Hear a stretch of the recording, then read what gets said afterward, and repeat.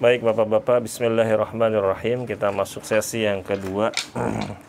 Dan kita masih melanjutkan buku 61 kisah sahih yang diriwayatkan kepada Rasulullah sallallahu alaihi wasallam. Kisah kali ini diberi judul dengan kisah awan yang tunduk dan patuh. Dari Abu Hurairah radhiyallahu anhu, Rasulullah sallallahu alaihi wasallam bersabda, pada suatu ketika seseorang sedang berjalan di padang pasir. Tiba-tiba dia mendengar suara dari dalam awan. Siramilah kebun si fulan. Kemudian awan itu menuju ke arah suatu tempat, lalu menuangkan airnya. Pada tempat itu ada sebuah parit yang menampung air hujan. Lalu parit itu pun mengalirkan air. Kemudian di situ ada seorang lelaki yang sedang berada di tengah-tengah kebunnya, yang berusaha mengalirkan air dengan alat, ini semacam kayak gayung. Mungkin kalau zaman dulu tuh tirbah, yang alat tempat minum atau sesuatu yang terbuat dari kulit atau semacamnya. Maka ia bertanya kepada orang itu, maksudnya yang dengar awan tadi, dari dalam awan tadi itu ada suara siramilah kebun si fulan. Lah dia dengar itu, diikutin kan awannya. Nah, ketemu sama orang yang sedang nyiramin itu tadi. Iya. Lalu dia bertanya, wahai hamba Allah, siapa sih nama kamu? Maka orang itu pun menjawab, nama saya fulan. Nama yang sama dengan yang pernah didengarnya di dalam awan, dari suara awan yang disebutkan tadi. Jadi maksudnya nama yang disebutkan di dalam awan itu fulan, ya namanya orang ini. Gitu kan. Kemudian pemilik kebun itu bertanya kepadanya, kenapa kamu nanyain nama saya? Maka ia menjawab, sesungguhnya saya tadi mendengar suara dari dalam awan yang kemudian menurunkan air ini. Suara itu berkata, siramilah kebun si fulan, persis dengan namamu. Emangnya apa yang telah kamu perbuat? Maksudnya, kamu tuh punya amalan apa? Sehingga ya awan itu berjalan, diperintah sesuai dengan namamu ke kebunmu, gitu maksudnya ya. Maka si fulan itu menjawab, karena kamu bertanya seperti itu, maka aku jawab, sebenarnya aku selalu memperhatikan hasil yang dihasilkan kebun ini. Sepertiga dari hasil kebun ini saya sedekahkan. Sepertiganya saya makan dengan keluargaku, dan sepertiganya lagi saya persiapkan untuk bibit. Hadis ini sahih riwayat Muslim. Jadi dari hasil kebun tersebut, Bapak-bapak, sepertiganya disedekahkan, lalu sepertiganya dimakan, maksudnya ya buat sehari-hari kebutuhan hidup, ya buat macam-macam kebutuhan hidup, apalagi zaman sekarang. Lalu sepertiganya lagi dikembalikan untuk modal aliasnya gitu, ya. Dan kisah ini terjadi sebelum zaman Nabi Shallallahu Alaihi Wasallam. Jadi maksud saya Bapak-bapak rahimakumullah, ya. Kewajiban zakatnya berbeda mungkin dengan kewajiban zakatnya Rasulullah Shallallahu Alaihi Wasallam. Maksudnya syariat Nabi Muhammad Shallallahu Alaihi Wasallam. Nah, kita ambil pelajaran Bapak-bapak. Yang pertama, keutamaan bersedekah kepada orang-orang yang membutuhkan. Ya. Jadi sedekah itu kepada orang yang membutuhkan lebih afdal. Lalu yang kedua, anjuran untuk berbuat ihsan atau berbuat baik kepada orang-orang fakir miskin dan anak-anak terlantar. Bisa anak-anak di jalanan, ya, anak-anak yang terlantar seperti anak-anak yatim, terutama anak-anak yatim yang memang perlu diperhatikan. Fakir miskinnya ini benar-benar ya Pak ya, bukan fakir miskin jadi-jadian kan. Fakir miskin jadi-jadian ada yang jadi profesi pengemis, ada kan? Banyak sekali. Nah, jadi seringkali saya ulang di majelis ini Bapak-bapak. Jadi kalau misalkan mau berbuat baik, maka kepada siapa dulu? Saudara. Saudara yang fakir dan miskin. punya hubungan darah segala macam. Itu lebih mulia, lebih tinggi, lebih Masya Allah, pahalanya lebih berkali-kali lipat. Karena dengan dia bersedekah, dia juga menyambung silaturahim, double-double dia tuh. Makanya pahalanya juga double. Lalu setelah kerabat siapa? Tetangga yang ada di sekitar. Kayak misalkan ada janda atau anak-anak yatim, ya, begitu. Ya, dan seterusnya. Lalu ya setelah itu orang-orang yang jauh, ya, begitu. Lalu bapak-bapak, yang ketiga, keutamaan seseorang yang makan dari hasil usahanya sendiri, kerja. Ya Pak ya, kerja. Makanya bapak-bapak, ada sebuah hadis yang sahih, orang yang suka minta-minta padahal dia tuh mampu, dia tuh minta-minta, kerjanya emang minta-minta, pengemis ya. Itu nanti dibangkitkan di hari akhir di padang mahsyar, itu mukanya nggak ada dagingnya, jadi tengkoraknya aja. Karena apa? Karena di dunia dia nggak tahu malu, nggak punya muka. Betul Pak, ya itu istilahnya begitulah, ya. Tapi saya bukannya jadi mengajarkan kepada bapak-bapak itu kalau misalkan ada orang yang ngemis tiba-tiba dihardik, enggak ya, tiba-tiba diomelin, enggak ya, tolak ya dengan apa? Dengan baik, dengan halus ya. Karena kadang memang juga ada pengemis yang memang butuh gitu, cuman nggak bisa bedain ya sekarang ya, sulit ya. Tapi sebenarnya ngemis itu nggak boleh gitu. Haram, nggak boleh. Haram ya, nggak boleh. Ya? Nggak boleh, haram. Walaupun dia miskin gitu loh. Iya. Lebih baik dia itu kerja. Kalau ada kerjaan lebih baik kerja. Sebenarnya banyak Pak. Kalau orang itu beriman kepada Allah, lalu dia itu punya skill ya apa ya, dia menyerahkan dirinya kepada Allah, rezeki Allah itu dekat. Karena rezeki Allah itu, ya bapak-bapak rahimakumullah, bergandengan dengan ajal. Ajal kita kan tuh dekat ya kan, lebih dekat daripada apa kata Rasulullah? Tali sendal.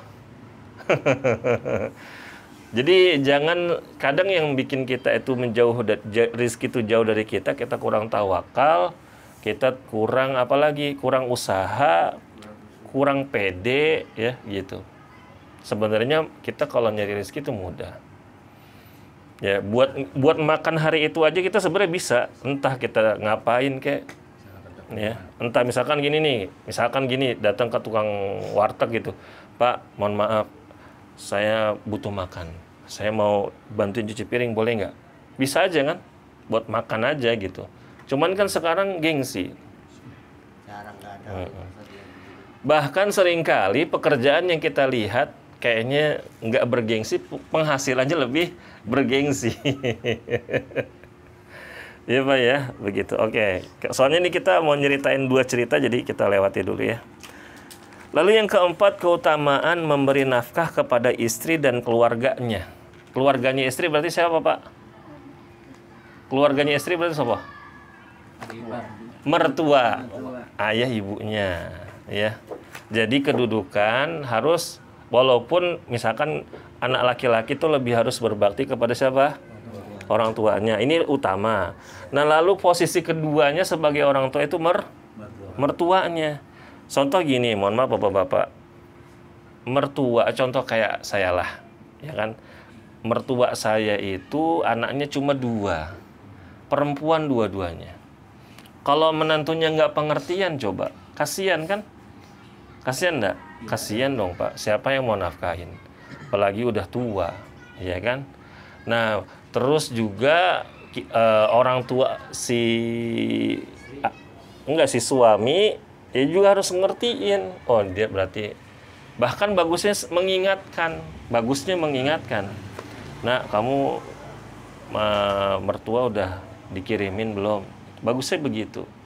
Jadi ta'awun 'alal birri wat taqwa. Jangan akhirnya malah mengajarkan kepada anak menjadi pelit. Nah kayak Mas Cahyo, calon istrinya perempuan semua, nggak ada anak lakinya. Oh ya masih alhamdulillah lah. Ya kadang kalau misalkan istri kita perempuan semua saudaranya, nah menantunya ya berusahalah insya Allah kalau kita bantu mertua kita, Allah maha pemberi rezeki. Ya.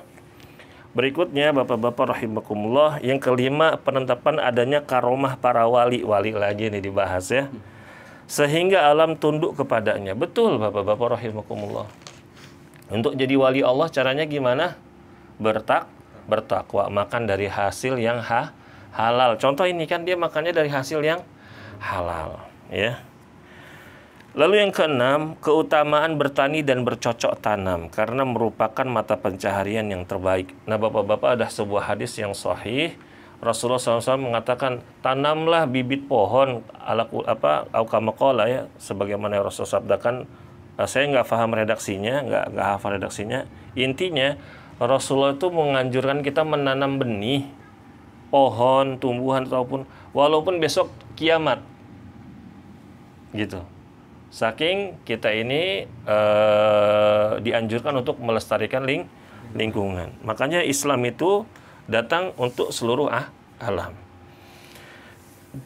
Yang ketujuh, awan tunduk untuk berjalan sesuai dengan kehendak Allah dan ada malaikat yang bertugas mengawasi jalannya alam. Awan maksudnya. Malaikat siapa? Malaikat Mikail. Malaikat Mikail itu punya pasukan, punya anak buah. Nah, dialah yang menggerakkan anak-anak buahnya berdasarkan perintah Allah Subhanahu wa ta'ala. Maka sebagian ahli tafsir, Bapak-bapak rahimakumullah, ketika menjelaskan perihal awan guntur ya, itu sebenarnya suara dari malaikat yang mengatur awan. Ya, begitu. Iya, anak banyak malaikat Mikail. Dan malaikat Mikail itu termasuk malaikat al-muqarrabun yang didekatkan oleh Allah Subhanahu wa taala. Yang kedelapan, makanya sebelum masuk ke delapan, makanya kalau ada pawang hujan itu jangan percaya, Pak. Nggak boleh percaya sama sekali ya. Nonton pawang hujan juga nggak boleh. Ya, kecuali Bapak dari jauh Bapak bacain ayat kursi. Dari jauh tunjuk tuh pawang hujan tuh, kerjain aja sekalian. Ya biar sambar petir ya. Yang kedelapan, karena dia dukun kecil itu dia ya, dia menganggap bahwa ada makhluk yang memiliki kedudukan sebagai mana Allah yang bisa mengatur alam. Padahal mengatur alam itu pekerjaan siapa? Allah Subhanahu wa taala. Rububiyahnya Allah Subhanahu wa taala. Yang kedelapan, Allah mencintai seorang hamba yang hidupnya seimbang, subhanallah. Seimbang, dia mau menginfakkan sebagian hartanya kepada yang berhak menerima. Ya. Ada Bapak-bapak, ada sebuah cerita ya. Ustadz Firanda hafizahullah taala pernah cerita di kajian beliau, ada orang, tapi memang beliau ini ceritakan orang ini kaya sekali memang ya. Jadi setengah dia kalau dapat job, dapat apa gitu ya, gold tender segala macam, itu setengahnya langsung diinfakkan buat dakwah, buat bangun pesantren, buat apa gitu segala macam. Mungkin setengahnya dia udah wow banget gitu ya, udah banyak sekali. Jadi dia udah nggak ngerasa udahlah buat apa lagi sih, ya begitu. Yang kesembilan, orang mukmin adalah manusia yang bisa saja mendengar suara malaikat ya. Tapi di zaman sekarang wallahu a'lam bissawab ya, kebanyakan ngaku-ngaku. Ya, tapi benar bisa saja ya begitu. Karena dulu malaikat Jibril alaihi salam sewaktu Nabi Muhammad masih hidup beberapa kali datang dalam wujud manusia bercakap-cakap dengan Rasulullah dan para sahabat mendengar dan melihat begitu.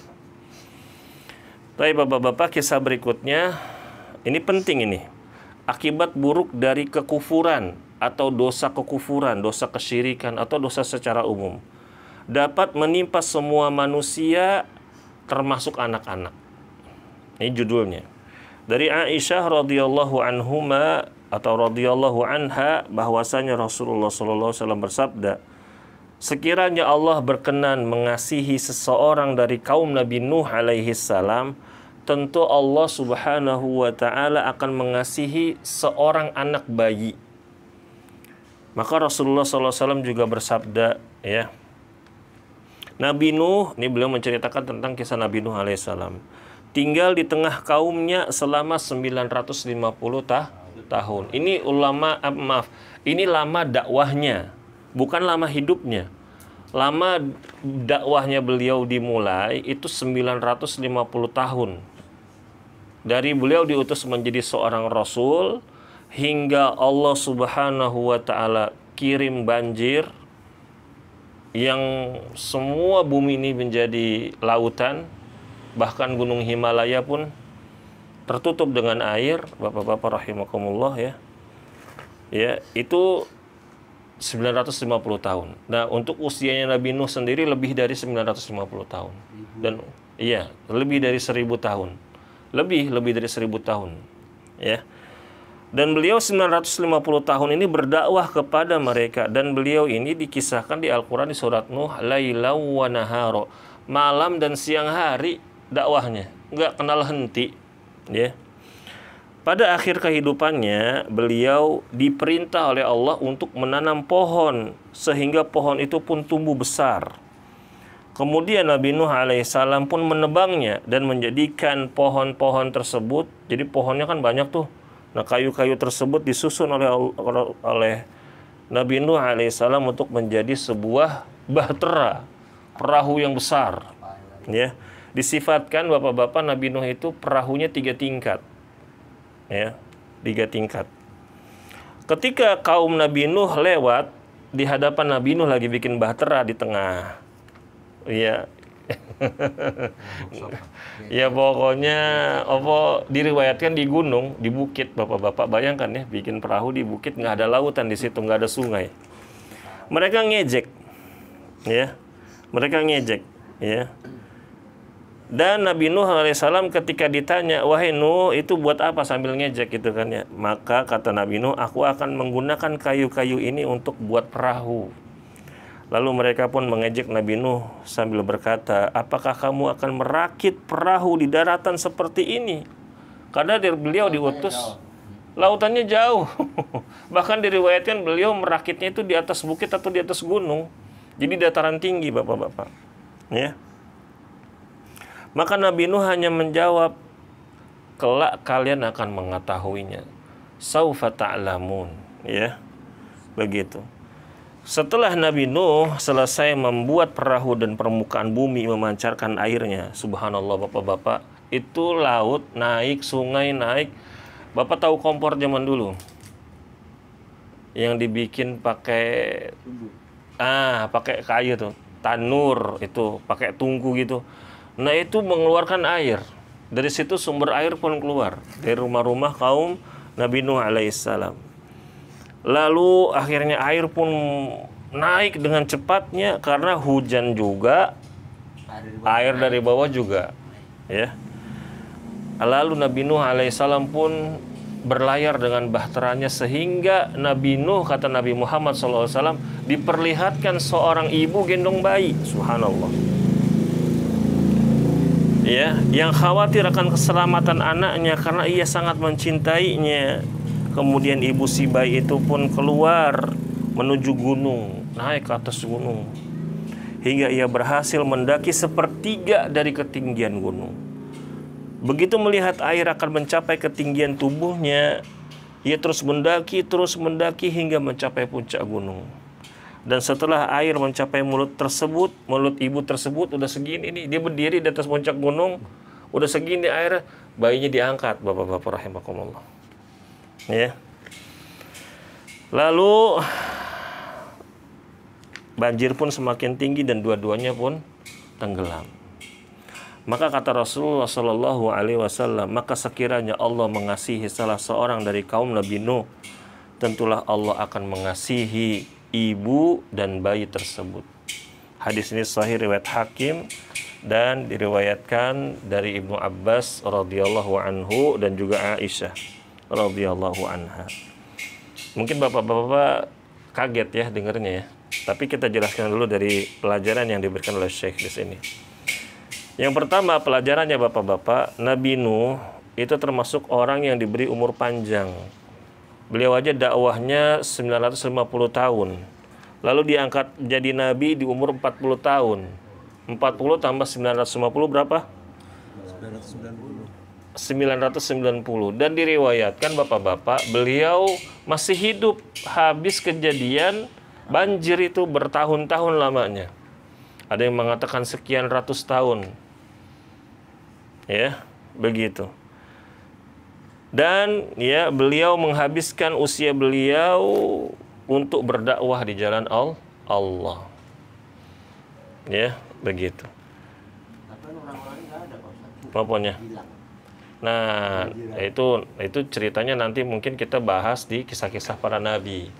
Setelah kisah-kisah ini kita bahas kisah para nabi. Lalu yang kedua, bapak-bapak rahimakumullah, Nabi Nuh adalah orang yang pertama kali membuat bahtera atau kapal laut. Ya, jadi kalau ditanya siapa yang pertama kali bikin kapal laut, ya Nabi Nuh alaihi salam. Yang ketiga, disyariatkan untuk bekerja melakukan sebab-sebab, dan itu tidak menafikan tawakal kepada Allah. Bapak-bapak rahimakumullah, kalau keluar kerja niatnya tuh tawakal dulu depankan, baru ikhtiar. Jangan ikhtiar dulu baru tawakal. Tawakal dulu baru ikhtiar. Ya, selalu itu diingat. Ya. Yang keempat, Allah terkadang mendatangkan azab bagi orang-orang yang tidak berdosa karena mereka mendiamkan para pelaku dosa untuk suatu hikmah yang kita tidak mengetahuinya. Ibu-ibu atau bayi tadi, bapak-bapak rahimakumullah, memang dia tahu apa-apa? Nggak tahu apa-apa dia itu kan, masih kecil. Tapi Allah tenggelamkan. Kenapa? Allah tahu hikmahnya dan kita nggak tahu. Dan Allah nggak ditanya tentang perbuatannya. Kita nanti yang akan ditanya. Makanya bapak-bapak, orang-orang liberal itu, mereka Islam liberal, ya bahkan orang-orang liberal yang kafir sekalian ya, itu mereka itu banyak mempertanyakan kejadian-kejadian yang merupakan itu adalah hak prerogatifnya Allah. Berarti Allah tuh kejem banget ya. Kasarnya begitu. Ya dia nggak tahu ilmunya Allah, dia hanya menakar Allah dengan akalnya yang sempit. Ya. Ya kan begitu nggak Pak? Kalau misalkan taruhlah misalkan orang liberal tuh dia cerdas. Kenapa dia nggak jadi orang kaya atau bahkan dia orang terkaya sedunia? Ya kan? Iya nggak? Iya dong. Orang kaya harusnya dia jadi orang pintar, harusnya dia jadi orang kaya. Ya kan, dia bisa Masya Allah gitu kan, dengan keahliannya, dengan kecerdasannya. Tapi kenapa begitu? Ya contohnya seperti para dukun bapak-bapak. Para dukun katanya bisa mendatangkan kekayaan, tapi kenapa hidupnya di hutan, di tengah gua misalkan begitu. Ya. Jadi jangan pernah mempertanyakan perbuatan Allah. Tugas kita hanya beriman kepada Allah. Di situ ada hikmahnya yang kita nggak tahu. Lalu yang kelima, kisah ini juga menerangkan akibat buruk dari kekufuran dan ingkar yang yakni dapat menyebabkan turunnya azab di dunia sebelum azab di akhirat kelak. Jadi bapak-bapak rahimakumullah, kalau ada orang mengingatkan kita agar berhenti dari keburukan, jangan diomelin. Karena dia itu sedang menjalankan tugasnya. Pak, udah jangan ngerokok misalkan gitu kan ya. Atau Pak, sudah jangan berjudi. Pak, sudah berhenti, jangan mabuk-mabukan. Jangan dilarang orang berbuat seperti itu. Sesungguhnya dia itu sedang menurunkan rahmat Allah Subhanahu wa ta'ala. Maksudnya menjadi sebab rahmat Allah. Kalau orangnya diem semua, bayangin bapak-bapak, satu RT diadab, ya kan? Bapak tahu di Dieng itu ada desa Legetang yang semalam Allah tutup dengan longsor. Di Dieng itu bapak-bapak ya, atau di Wonosobo saya lupa ya. Ada nanti itu aja dicek aja di YouTube, desa Legetang. Itu desa tuh subur bapak-bapak, suburnya luar biasa. Tapi di desa tersebut banyak kesyirikan, banyak kemaksiatan, perzinahan, bahkan diriwayatkan, mohon maaf, suka sama sejenis, mabuk-mabukan, judi segala macam. Mereka nggak pernah bertakwa kepada Allah Subhanahu wa taala hingga suatu hari, suatu malam mereka lagi foya-foya habis panen. Karena daerah itu subur banget. Allah itu angkat setengah gunung. Setengah gunung itu Allah angkat, Allah timpakan ke mereka. Dan kejadian itu nggak ada yang tahu. Kecuali tetangga desa yang mau ke desa Legetang tersebut besokannya. Habis semua, nggak ada. Nanti cari aja di YouTube. Iya, semua. Makanya ada tugunya. Itu di Indonesia, Bapak-bapak. Makanya kalau ada ustadz, ada kiai, ada siapapun mengingatkan, ya seperti kayak sekarang ini saya juga menjalankan tugas untuk beramar ma'ruf. Mungkin dari bapak-bapak nanti ketemu tetangga-tetangga yang lain, saling mengingatkan, ya begitu tentu dengan cara yang baik. Yang keenam, dan ini yang terakhir bapak-bapak, orang kafir tidak akan mendapatkan kasih sayang Allah sebagaimana yang Allah berikan kepada orang-orang mukmin, ya. Ya begitu bapak-bapak rahimakumullah. Inilah ya, dan semua orang kalau misalkan tertimpa musibah, ada orang lagi sholat tiba-tiba Allah turunkan gempa tsunami, yang berdosa, yang kafir, yang mukmin, semuanya terkena musibah tersebut, Allah akan bangkitkan mereka itu sesuai dengan niatnya. Dia tuh lagi ngapain ketika lagi musibah tuh lagi ngapain? Dia lagi sholat. Ada yang lagi baca Quran, tiba-tiba Allah turunkan musibah. Makanya bapak-bapak ya, kita ini kalau mau bermaksiat, ingat tentang azab Allah yang kadang-kadang Allah itu bisa turunkan tanpa dikira-kira, tanpa muqaddimah. Sekonyong-konyong gitulah Pak ya bahasanya, ya. Gitu. Nah, mudah-mudahan bermanfaat ya Bapak-bapak. Insyaallah kita lanjutkan pada pertemuan berikutnya. Subhanakallahumma wa bihamdika asyhadu an la ilaha illa anta astaghfiruka wa atubu ilaik. Wassalamualaikum warahmatullahi wabarakatuh.